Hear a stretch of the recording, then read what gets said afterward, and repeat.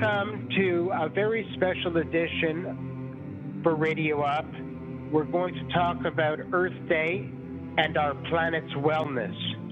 I'll be the animator. My name is Grant, and I'm going to start with a question. The question is, why should we talk about the environment? I think it's essential to talk about the environment because there are so many things that are detriment to its survival, like the treatment of the rivers and lakes and even the oceans are a huge question mark in terms of their potential survivors and having clean water and so on and so forth because of insecticides. And besides that, there are other issues. So I think that in the end, it is extremely important to talk about the environment.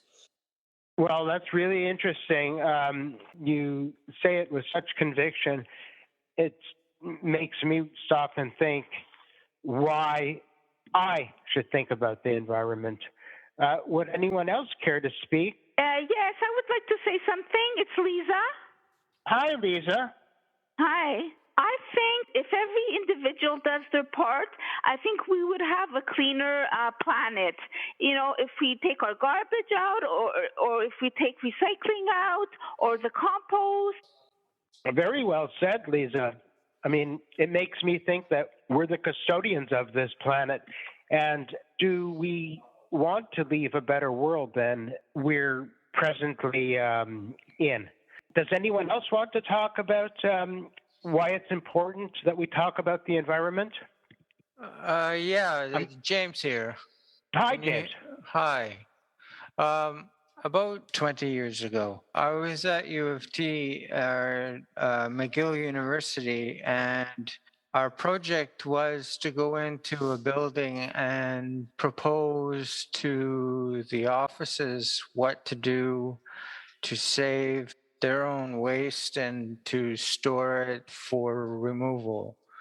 And we didn't get very far, but it was issued that unfortunately the mindset needed more communication. In any situation where you have waste in order to get treated, there are designated areas where you can drop them off.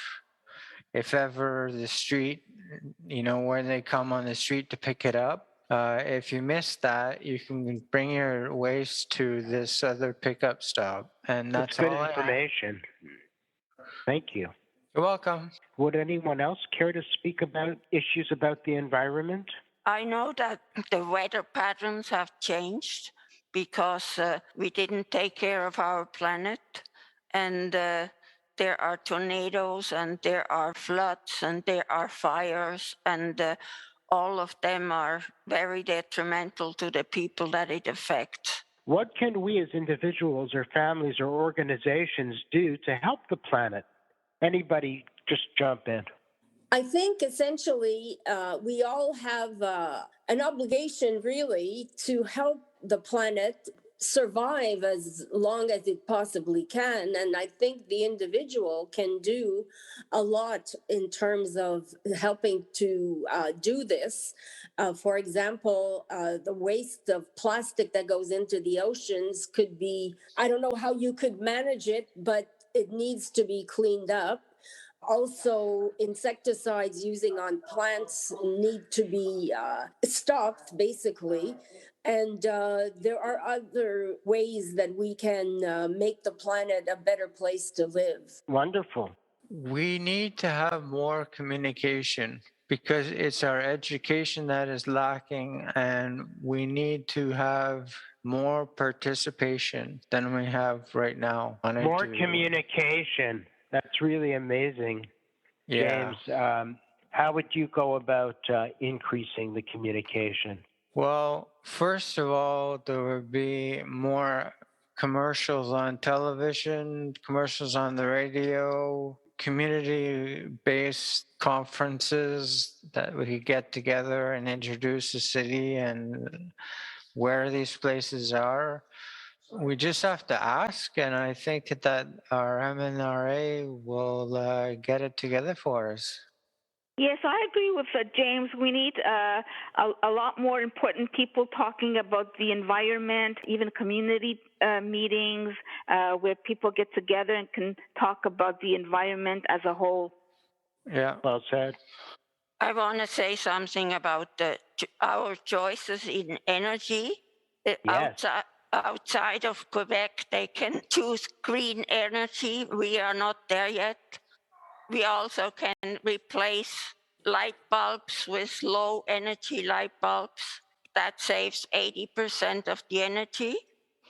And we can lower our thermostat. Apparently 19 degrees Celsius is the ideal. And if you go over 20, you waste your money. When you leave a room, turn off the lights. And the other thing is limit emails sending, because the carbon footprint is 136 kilograms in a year. And one email is 10 grams of CO2. And we also should unsubscribe newsletters because they take a lot of energy. And there exists ethical search engines. One is called Ecosia. I've Googled it, and it is from Germany. They are supporting the planting of trees, and we also should watch fewer online videos because they require huge servers. In 2019, videos used up as much energy as Spain does in a year. And there are a lot of options that we can do. We can write the letter by hand. We can also read a book, and we can talk to our friends. We have a telephone. We can do a lot of other things like hobbies. And I have two frustrations about the environment. What are they? One is that the office towers leave their lights on all night. And the other one is that the styrofoam cannot be recycled. Thank you for sharing such wisdom. Who else would like to speak? I'm a little worried about what's going on in the Arctic. The ice is melting, and for the animals, I don't think it's a very good thing for like polar bears. Also, the ozone layer, unfortunately, we don't have that going on, and it causes pollution and fires in the forest and things like that. Yeah. So what do we do about it? Well, maybe we have to be informed, educated. We need more information to see what we can do about the pollution and the fires and the melting snow and things like that. I just want to mention that on a regular basis, I receive a newsletter. Unfortunately, it's a newsletter, but from CBC, What on Earth? And they give you all kinds of clues as to what to do in terms of your involvement in bettering the earth by taking certain acts or doing things that are required to hopefully make things better in the universe, if you will. For example, planning summer vacations and involving visiting friends and family on the other side of the country. What we know about air travel, some of you might be wondering if it's responsible to spend the extra time and take the train.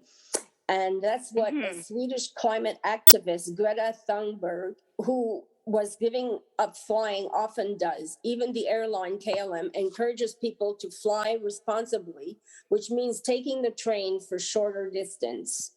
If you're traveling somewhere between Windsor, Ontario, and Quebec City in the corridor that includes Toronto, Ottawa, and Montreal, the train is probably it, according to Ryan Katz-Roseni, a University of Ottawa professor who studies sustainable transportation. But if you're heading from Montreal to Halifax or Toronto to Vancouver, the emissions per train might shock you. The numbers are crazy and they're super high. Let's see if they have the numbers here. I can't find them. Sorry about that.